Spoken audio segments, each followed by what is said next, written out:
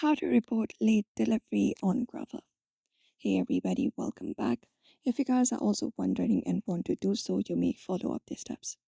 So first of all, you may head over and open up the Grubhub application on your device.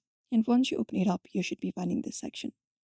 So in order to go ahead and report an order, for example, if you're having a late delivery and you would like to report it, what you may do is within the application, you can head over the account in the bottom right corner, tap on it.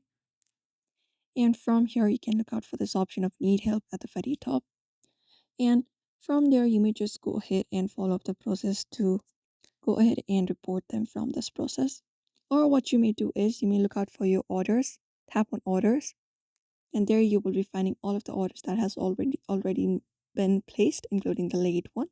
So you may just go ahead and tap on the order. And then once you go ahead and tap on it here, it will show you something like this once you tap on the order.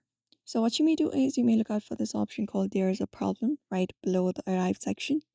After that, when you go ahead and tap on it, it will give you option to report a problem or something like that. You may select a reason that you were getting late delivery.